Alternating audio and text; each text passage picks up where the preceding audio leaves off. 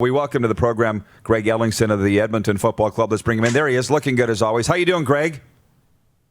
Oh, I'm good. I'm hot right now. Yeah, are you in Florida? Are you in Florida? Yeah. What's that? I'm going to... Okay. Listen, I'm going to start with this. Richie Leone just said to say hi. He's watching the program. I think he's in Alabama. He said you are his big bro, he said. How hard was it to leave your crew in Ottawa and go to Edmonton to join Trevor Harris? Was it like one of the most painful decisions of your life? Oh, yeah. Richie Leone, he always refers to himself as my better looking brother. But yeah, I mean, it was tough. Like, that was definitely one of the hardest decisions of my life, especially that night before going into free agency and just kind of, weighing out all the decisions to be made and, what I was going to do. I definitely didn't sleep that night before, going over it. And ultimately, the game of football, as much as you love it, sometimes it doesn't love you back. And, for my best interest and for my future, I had to move to Edmonton. Boy, are we ever... I know you wouldn't have expected these questions right off the start. I know that, but there's not a whole lot to talk about. Details that you want. Yeah, okay, good. I appreciate it. Thank you. So you go to Edmonton, and you and Trevor had that magic, but it didn't seem to be enough parts last year. But then this year, it looked like everything was going to be coming together. So, I mean, I'm sure you're itching to get onto the field. I mean, let's just assume there's a season, Greg. What do you think the Eskimos are capable of this year and moving forward with the new head coach and the pieces that they put together up there? Continuity is one big thing, and especially when the coaching staff comes in. It's kind of one people way is a bad thing, and other ways is a good thing. One way it could spark a fire up underneath you and get guys motivated with the new coach and really feel inspired. Kind of like when went to Ottawa and I was with those guys that had been there before, but you bring a bunch of new guys in and kind of recreate the culture and you light a spark up and kind of inspire people that you're capable of greater things, even if the last season didn't go as planned. So.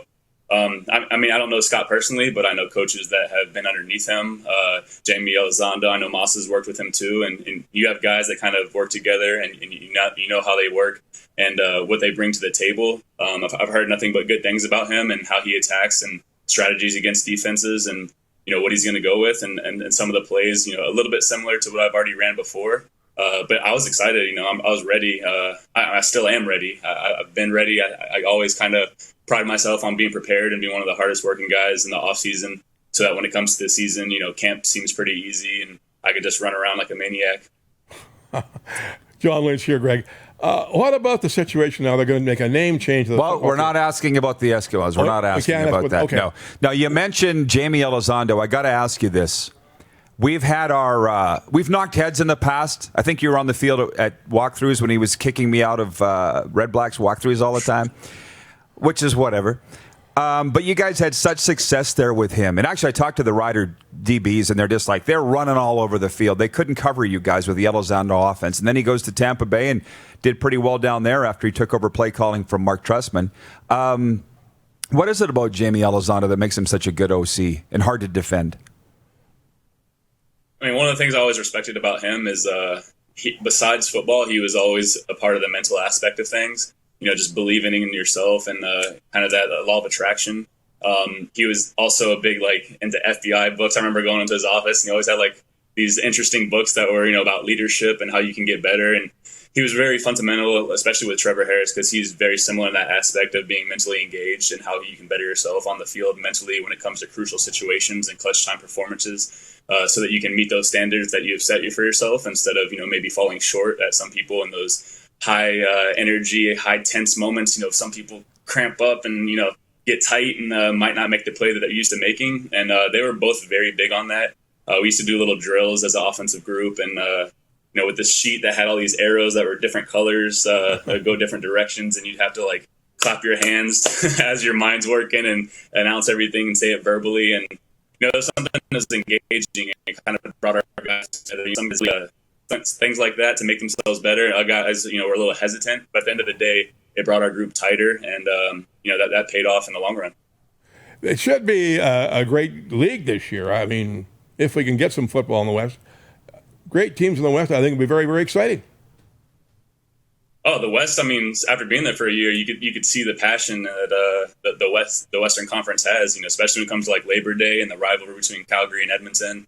You got Winnipeg and Saskatchewan. I mean, all these teams that when I'm in the East, you kind of see what they're doing. You're like, we have the same stuff, but you have a different appreciation for it when you're actually over there, and you can see how passionate the fans in the Plains are.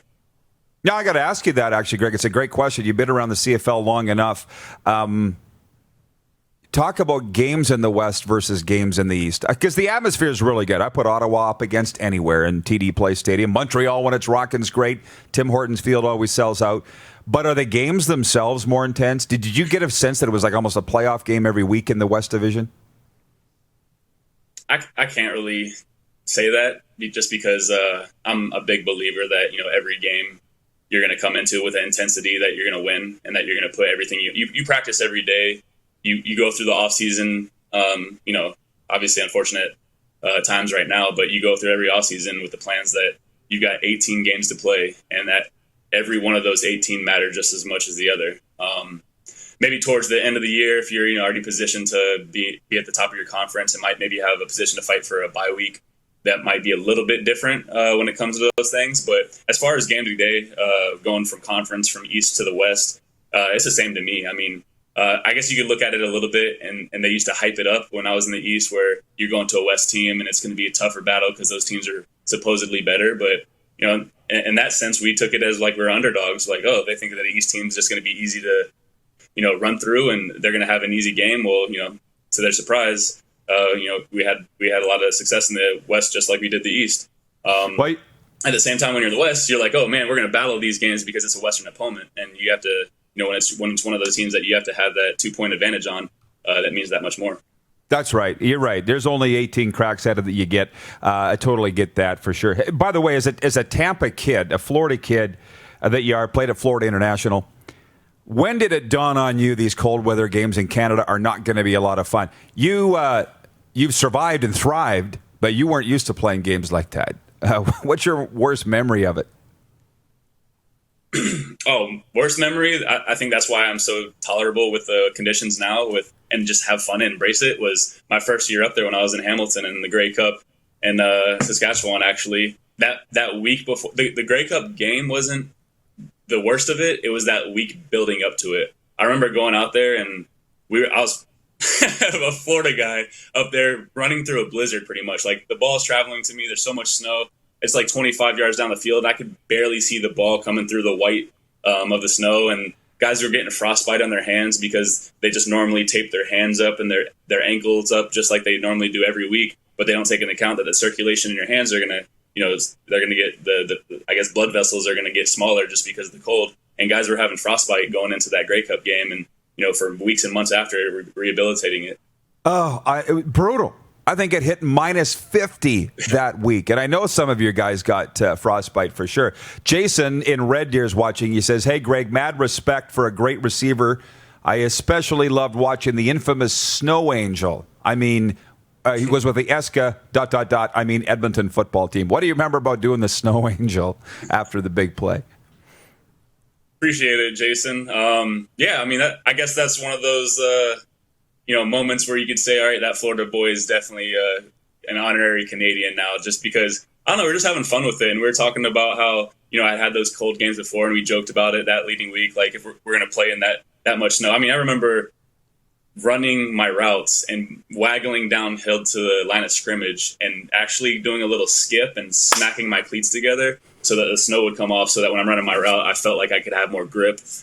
Maybe it did nothing, but mentally it made me feel like I had more footing in the ground. And then after that, after you score that touchdown, there's so much snow on the ground. I just, had fun with it. And the hill over there, we talked about, doing something maybe. And I just ran over there and jumped on the hill and started doing my Snow Angel. And I think the biggest memory of that moment was after the game, seeing fans sending me DMs or tagging me in videos of their kids jumping in their backyard, and they're out there doing Snow Angels and sending, that's the stuff that's the reason you do it. We do this, yes, for our personal, goals and achievements that you want to achieve, how great you think you are as a football player and you want to prove it every week. But at the same time, the enjoyment of seeing someone have lifelong memories from moments that you can create on the field is definitely something special in that That's one of the things I miss about football right now. Well, you are one of the reasons the CFL is so great and a must-follow on social media because you do engage with the fans. Last question. We only have a couple minutes left. Greg, how are you staying in shape? I have no doubt that you're ready, waiting for the call. What's your daily workout there? Yeah, I'm ready. Actually, just now before we started this interview, I don't know if you can see me sweating still a little bit, but I don't know how good the high definition is there, but actually just finished 100 miles this month as like a goal that I set for myself at the beginning of July was to run 100 miles, and especially in this heat, that's a challenge. I'm normally preparing for a game every week, going through new plays. I'm on the field every day, and this is a way to keep myself ready in case we have a season, was to run 100 miles. It's something I've never done.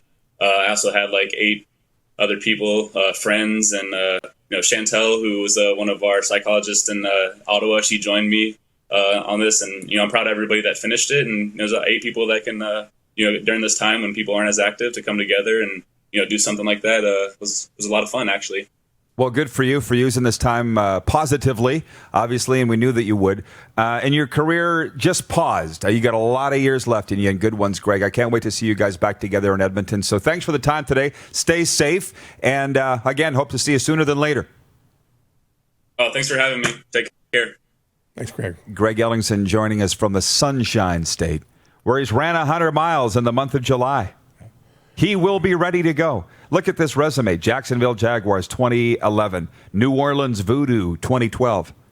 Tampa Bay in 2012 and 2013. Then the Ticats, Red Blacks, and Eskimos. He's a guy that you can't take your eyes off. 3-time divisional All-Star. Grey Cup champion. An absolute CFL stud. Yep, outstanding football player. Joining us, absolutely. Makes the big plays. Knows how to get open. A winner all the way. You're watching Rod Pedersen On Demand. For more of The Rod Pedersen Show, visit rodpedersen.com or follow Rod Pedersen on social media.